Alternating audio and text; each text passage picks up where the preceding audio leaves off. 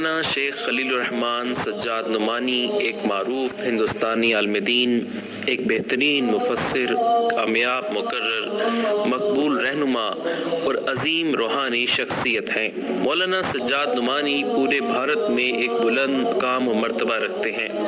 عالی دماغ مفکر، دور اندیش مدبر، زمانہ شناس اور جہاندیدہ عالم، فکر و بصیرت، علم و حلم، تدبر و اصابت رائے، خطابت و تقریر میں ممتاز حیثیت رکھنے والے، ملک کے حالات اور عالم اسلام کے عروج و زوال پر گہری نظر رکھنے والے، محبت و الفت کے پیغام کو عام کرنے والے، امن و انسانیت کی تبلیغ کرنے والے انسان ہیں۔ اپنی ہمہ جہت خدمات اور ہشت پہلو صفات کی بنا پر بلا اختلاف مذہب و ملت سب کے نزدیک یکساں پذیرائی مقبولیت حاصل ہے۔ مولانا سجاد نعمانی ماضی قریب کے معروف عالم دین مولانا منظور نعمانی کے باصلاحیت اور باکمال بیٹے، جبکہ مولانا عتیق الرحمن سنبھلی کے چھوٹے بھائی ہیں۔ مولانا سجاد نعمانی 1955 میں ہندوستان کے شہر لکھنؤ میں پیدا ہوئے۔ آپ مولانا منظور نعمانی اور مولانا ابو الحسن علی ندوی کی فکر و نظر کا عکس ہیں۔ ان دو عظیم شخصیات کی نگرانی اور سرپرستی میں آپ کو پروان چڑھنے کا موقع ملا۔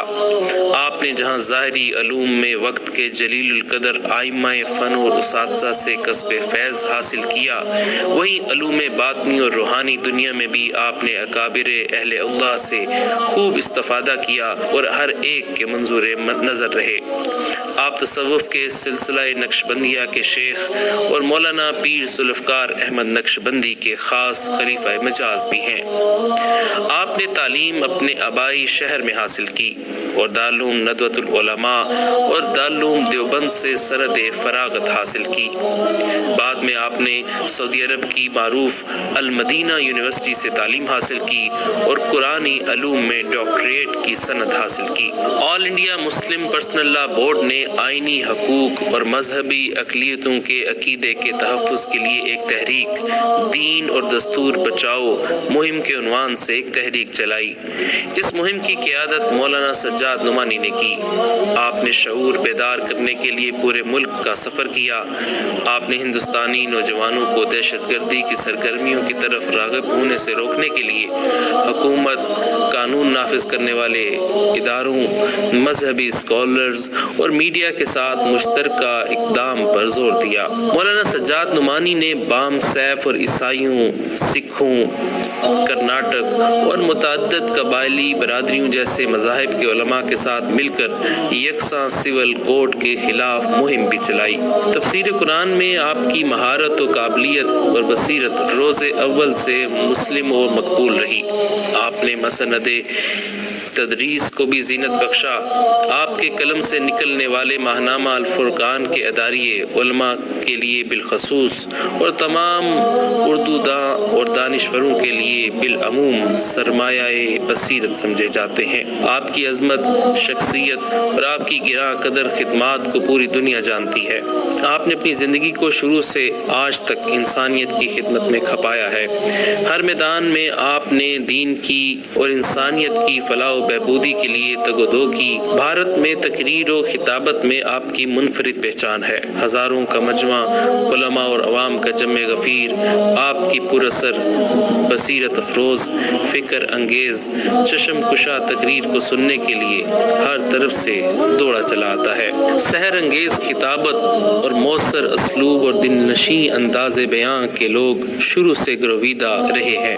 اس وقت آپ کے چشمہ علم و عرفان سے جاری ہونے والے فیوز و برکات سے پوری دنیا کے مسلمان مستفید ہو رہے ہیں۔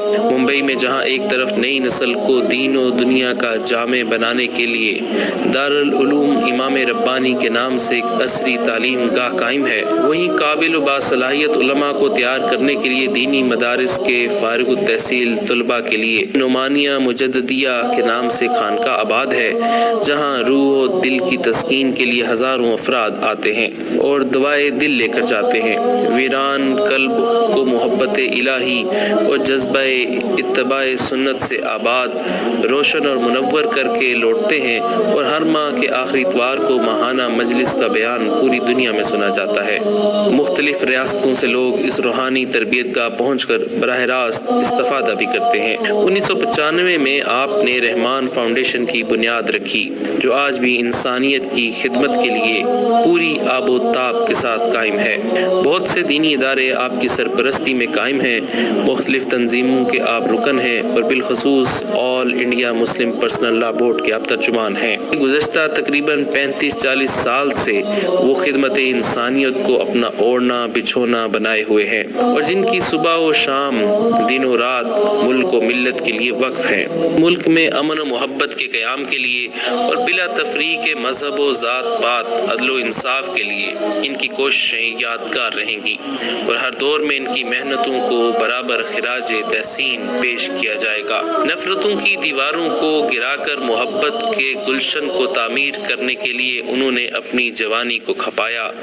ملک کے ہر طبقے کو اپنی ذمہ داریوں کو ادا کرنے اور اپنے مقام و منصب سے آگاہ کرنے کے لیے جن کی غیر معمولی فکریں رہیں، جو اپنی ذات میں ایک انجمن ہے اور جن کے نقش قدم پر ایک کارواں چلتا ہے، جن کی کشت فکر سے ایک دنیا فیضیاب ہوتی ہے۔ اللہ تعالیٰ آپ کی عمر میں برکت عطا فرمائے اور آپ کو ہر شر و فتنے سے محفوظ فرمائے، آمین۔